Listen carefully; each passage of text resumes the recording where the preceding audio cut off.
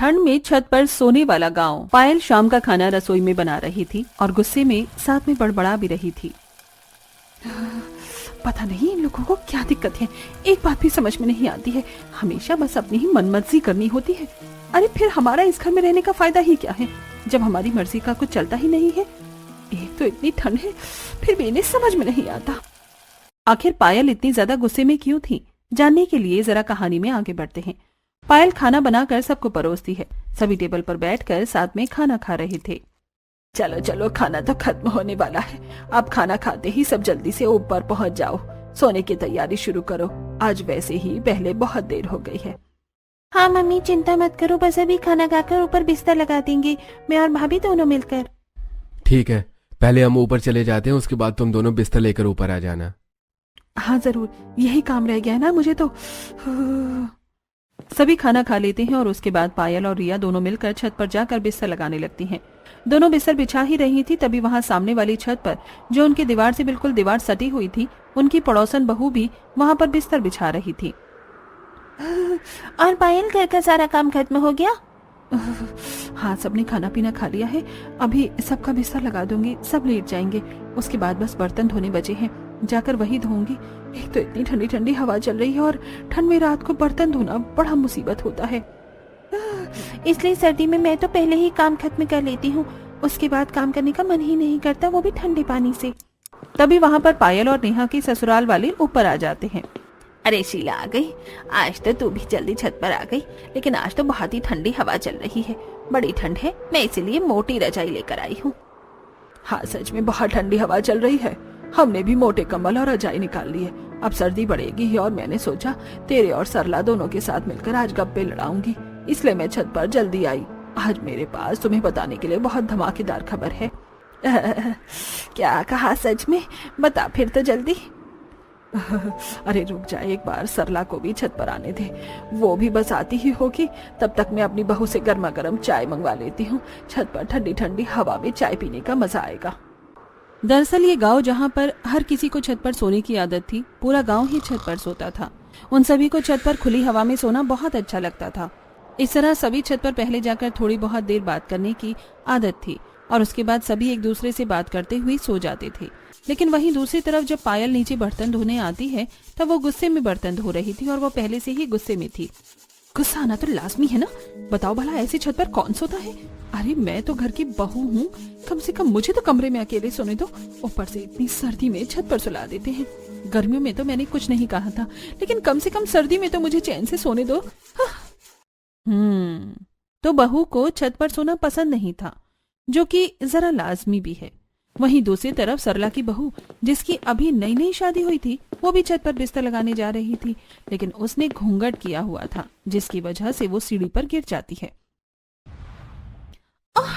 ओए माँ, मर गई मैं तो, फूट गई, बड़ी जोर की लगी है, पैर भी मुड़ गया। उसकी आवाज सुनकर उसकी सास सरला और उसकी ननंद मोना दोनों वहां आती हैं। अरे भाभी, क्या हो गया? आप ऐसे क्यों चिल्ला रही थी? मैं सीढ़ी पर गिर गई हूँ, बहुत जोर से चोट लगी है और मेरा पैर भी मुड़ गया है। मुझे नहीं लगता अब सोने में ऊपर जा पाऊंगी, आप सब ऊपर चले जाइए, मैं रहने देती हूँ। ला दिखा, मुझे जरा सी ही तो चोट लगी है तुझे, तू भी ना बहू बहुत ही ज्यादा नाजुक गली है। चल मैं और मोना तेरी मदद करते हैं ऊपर छत तक जाने में, चिंता मत कर, हम तुझे यहाँ नीचे अकेले नहीं छोड़ेंगे, हम सभी का बराबर ध्यान रखते हैं।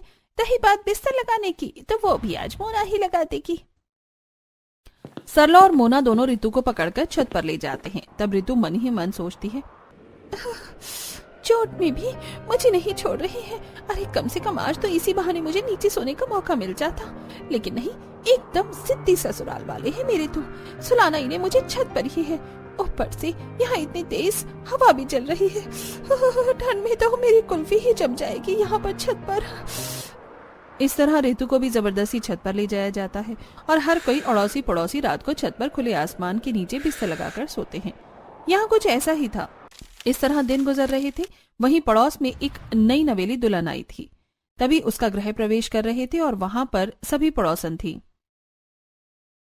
आजा बहू, गृह प्रवेश कर अपने दाहिने पैर से कलश गिरा दे। पलक कलश गिरा कर गृह प्रवेश करती है। उसके बाद सभी कहते हैं, हाँ, स्वागत है हमारे खुले गांव के ससुराल में। एकदम खुली और ताजी हवा का एहसास होगा यहाँ। बिल्कुल सही कहा, यहाँ पर ऐसा खुला वातावरण कहीं नहीं मिलेगा बहू, जैसा हमारे गांव में मिलता है। हमारी बहुओं से पूछो, इसलिए तो खुश रहती हैं। नई नवेली दुल्हन पलक को तो कुछ समझ में ही नहीं आता, लेकिन वहीं खड़ी पुरानी बहुएं कहती हैं, हाँ बिल्कुल बिल्कुल, हम तो कुछ ज्यादा ही खुश हैं यहाँ पर। हर रोज खुली हवा में सोने का हमें इतना अच्छा अवसर जो मिलता है, जिसकी वजह से हमारी रात की नींद पूरी नहीं हो पाती है।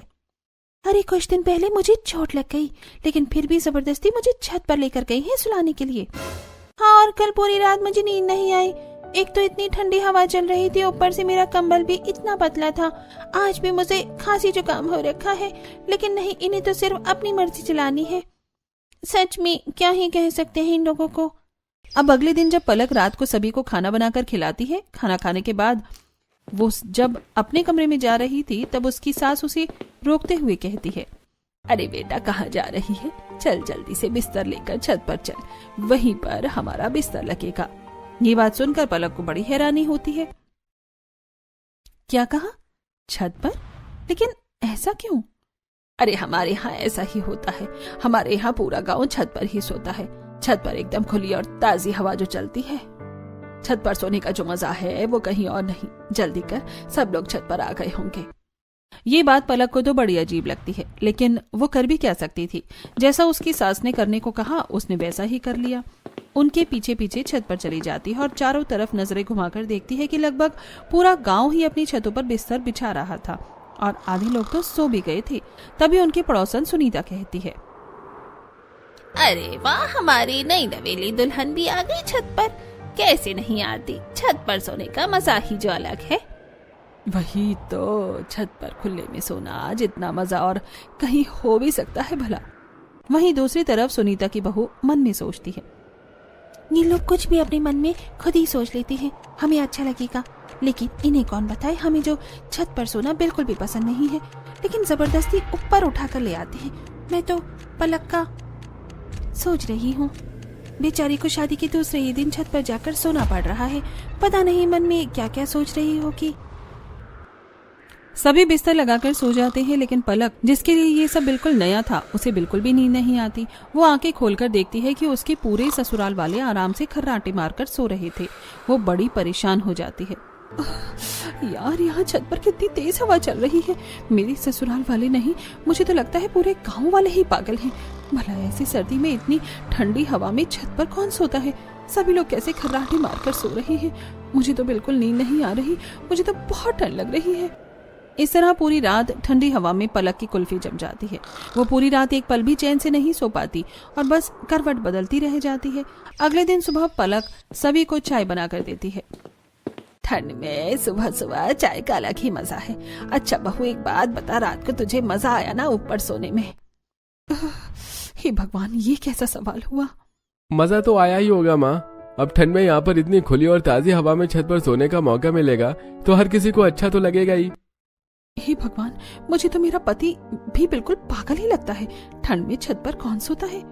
इस तरह सभी गांव वाले हर रोज छत पर ही सोते थे, लेकिन बहुओं को बिल्कुल भी नींद नहीं आती थी। ना तो उन्हें बिल्कुल भी आदत थी छत पर सोने की, और ऊपर से उन्हें बहुत सी परेशानी भी होती थी। एक रात जब सभी आराम से सो रहे थे, तब पायल, अरे यार, छत पर तो इतने मोटे मोटे मच्छर हैं, लगता है एक ही दिन में ये मेरा सारा खून पी जाएंगे। अब क्या करूं? ऊपर से मुझे बहुत ज्यादा ठंड भी लग रही है। पायल को बिल्कुल भी नींद नहीं आ रही थी और वो आंख बंद करके दोबारा सोने की कोशिश करती है, लेकिन तभी उसकी ननंद रिया उसके ऊपर पैर रख देती है, जिसके बाद उसे गुस्सा आता है।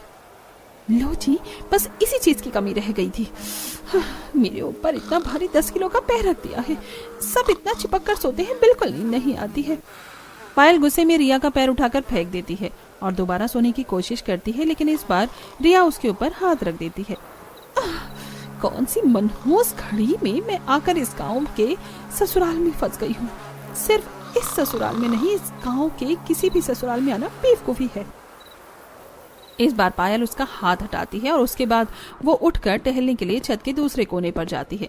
तभी सामने उसे लंबे बालों वाली एक परछाई नजर आती है, जिसे देखकर वो डर जाती है और हल्का चिल्लाती ही है कि चुड़ैल। अरे शांत, चुप हो जा पायल, कोई चुड़ैल नहीं है, मैं हूँ सीमा। अच्छा तुमने तो मुझे डरा ही दिया। तुम अब तक सोई नहीं? अरे यार कहाँ, एक तो इतनी ठंडी हवा चल रही है, बड़ी ठंड लग रही है, ऊपर से इतने मोटे मोटे मच्छर काट रहे हैं, पूछो ही मत। सच में यार मेरा भी यही बुरा हाल है। एक तो मेरे ससुराल वाले इतना चिपक कर सोते हैं, मुझे जगह ही नहीं मिलती। ऊपर से इतनी ठंड में छत पर सोना पड़ रहा है जहाँ बिल्कुल भी नींद नहीं आती। सर्दी में तो इंसान को ज्यादा सोना चाहिए और हमें तो ढंग से रात को भी सोने को नहीं मिल रहा। सच में यार कहाँ फंस गए हम। इस तरह दिन गुजर रहे थे और उन्हें जबरदस्ती छत पर सोना पड़ रहा था। कुछ दिन बाद गली के कोने पर सभी पड़ोसनी इकट्ठा होती हैं। सभी साथ मिलकर बाजार में सब्जी लेने जा रही थी। क्या हाल है तुम सबका? क्या ही हाल हो सकता है, बद से बदतर हो रहा है। पूरी पूरी रात नींद नहीं आती, बस करवट बदलते रह जाते हैं। इतनी ठंड में ऊपर से जुकाम भी हो गया है। सच में इतनी ठंड में ढंग से सोने को भी नहीं मिलता है। देखो तो जरा हमारी हालत को, जीते जागते ज़ॉम्बी लग रहे हैं। सच में मेरी तो कुछ ही दिनों में हालत खराब हो गई है। आप सब तो फिर भी बहुत पहले से यहाँ पर रह रहे हैं, इतना समय कैसे झेला? सच में बस झेलना पड़ रहा है, लेकिन अब मैं बहुत परेशान हो गई हूँ। बस बहुत हो गया। आज मैं अपने ससुराल वालों से इस बारे में बात जरूर करके रहूंगी। हाँ बिल्कुल सही, हमें एक बार अपने ससुराल वालों से इस बारे में बात कर लेनी चाहिए। हालांकि वो हर बार मना करते हैं, लेकिन हमारी हालत तो देखो, तबीयत भी कितनी खराब हो रही है, ऊपर से ठंडी हवा में सोने में। इस तरह गांव की सभी बहुएं अपने ससुराल वालों से बात करने की ठानती हैं। सभी जब सब्जी लेकर घर आती हैं पायल के घर। आज मैं छत पर नहीं सोऊंगी मम्मी जी, मेरा गला बहुत ज्यादा खराब है और तबीयत भी ठीक नहीं है। अरे कोई बात नहीं, छत पर सोने से सब ठीक हो जाएगा। लेकिन छत पर सोने से सब ठीक कैसे होगा? बिल्कुल होगा, जब तुम ठंडी और ताजी हवा में सोओगी तो सब ठीक हो ही जाएगा। बल्कि उसमें तो तबीयत और ज्यादा खराब हो जाएगी। मुझे छत पर नहीं सोना है, मैं नीचे यहाँ अपने कमरे में अकेले से सो जाऊंगी। ऐसे कैसे सो जाओगी? हमारे घर की परंपरा है, हर कोई ऊपर छत पर एक साथ ही सोता है। तुम ऐसे हमारी बात के खिलाफ नहीं जा सकती। चुपचाप जल्दी से शाम का खाना और काम खत्म करो और बिस्तर लेकर ऊपर चली जाओ। वहीं दूसरी तरफ नेहा के घर में, मुझे छत पर इसलिए नहीं सोना क्योंकि मुझे वहाँ नींद नहीं आती और अब सर्दी भी बढ़ गई है, बहुत ठंडी हवा चलती है। तो क्या हुआ, रजाई भी तो मोटी है और हम भी तो सोते हैं, हमें तो कोई ठंड नहीं लगती। लेकिन माँ जी क्या छत पर सोना इतने ही जरूरी है? अब सर्दी है, बिल की भी कोई चिंता नहीं। अब तो मैं कम से कम आराम से अपने कमरे में नीचे सो सकती हूँ। नहीं, तुम्हें पता है हमारे गांव में ऐसा ही होता है। पूरा परिवार एक साथ मिलजुल कर रहता है और सभी काम एक साथ करता है। हम खाना भी एक साथ बैठकर खाते हैं और सोएंगे भी एक साथ ही। आगे से इस बारे में कोई बात ना हो। इस तरह हर किसी को वही बात सुनने को मिलती है। अरे भला सोने एक साथ क्यों जरूरी है? अलग अलग भी तो सो सकते हैं, लेकिन नहीं, इन्हें तो सोना भी एक साथ ही है। अगले दिन शाम को, आजकल छत पर सोने में कितना मजा आ रहा है ना, कितनी ठंडी मस्त हवा चलती है। सच में मजा आ जाता है, लेकिन कल मेरी बहू ऊपर छत पर सोने से मना कर रही थी। अरे मेरी बहू भी मना कर रही थी, मैंने तो डांट दिया। हाँ मैंने भी वही डांट दिया। बताओ, उन्हें तो कुछ पता ही नहीं है कि छत पर सोना कितना अच्छा होता है। हाँ मेरी नई नवेली बहू भी कल मना कर रही थी, लेकिन मैंने उसे भी समझाया कि ऊपर खुली और ताजी हवा में सोना कितना अच्छा होता है। एक तरफ बहुओं का अलग मत था और दूसरी तरफ सास का अलग, लेकिन अंतिम फैसला तो सास का ही चलना था। जब सीधे तरीके से बात करने पर काम नहीं चला, तब सभी बहुएं फैसला करती हैं। कहते हैं जब घी सीधी उंगली से ना निकले तो उंगली टेढ़ी करनी पड़ती है। तो दीदी चम्मच से घी निकाल लो। अरे पलक, ये कहावत है। बात यह है कि हम आखिर क्या ऐसा कर सकते हैं जिससे हमारे ससुराल वाले छत पर सोना छोड़ दें? क्यों ना हम अपनी ससुराल वालों को डराने की कोशिश करें। हम रात को फोन में नकली चुड़ैल की आवाज लगा देते हैं, तो उन्हें लगेगा कि गांव में कोई भूत का साया है, जिसके बाद सभी छत पर जाकर सोना छोड़ देंगे। आइडिया तो अच्छा लग रहा है। बस उसी रात वो सब अपना प्लान शुरू कर देती हैं। सभी छत पर बिस्तर लगा ही रही थी, तब पायल, ऋतु, नेहा, सीमा और पलक एक दूसरे से इशारे में बात कर रही थी और सभी के सोने पर सही समय का इंतजार कर रही थी। जब सभी सो जाते हैं तो वो अपने अपने फोन में चुड़ैल की नकली आवाज लगा देती हैं और थोड़ी देर बाद, अरे मेरे ससुराल वाले उठ क्यों नहीं रहे हैं? ये तो आराम से घोड़े बेच कर सो रहे हैं। वहीं दूसरी तरफ, मैं तो ठंड में जम जाऊंगी। इतनी देर से ठंड में इंतजार कर रही हूँ कि कोई तो डर कर चिल्लाएगा, लेकिन यहाँ सभी आराम से खर्राटे मारकर सो रहे हैं। धत तेरे की, मेरा ये प्लान तो फेल हो गया।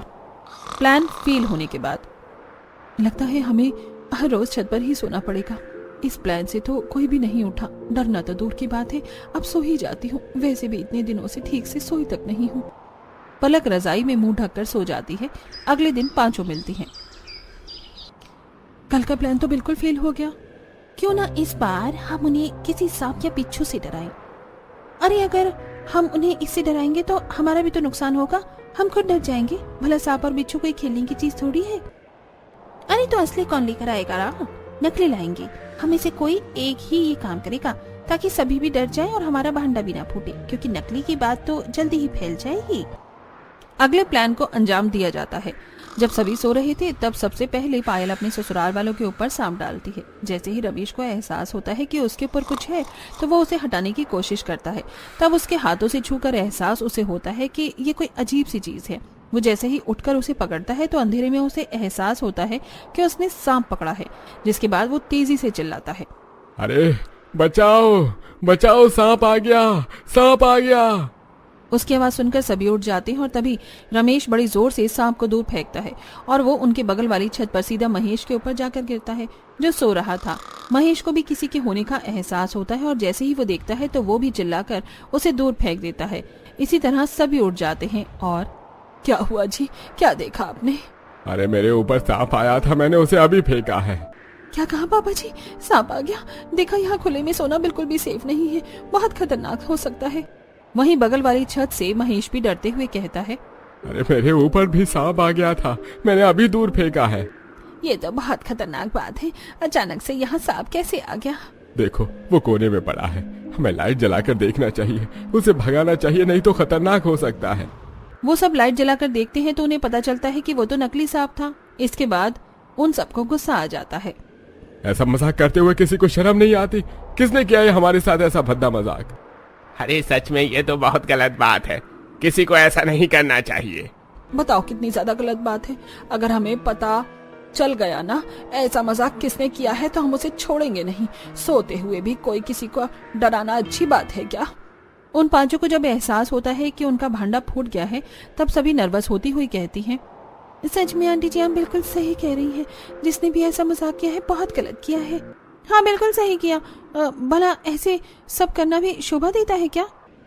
वही तो बहुत गलत बात थी। ये तो शुक्र है कि असली सांप नहीं था, लेकिन अगर असली सांप छत पर आ जाता तो कितना गलत हो जाता।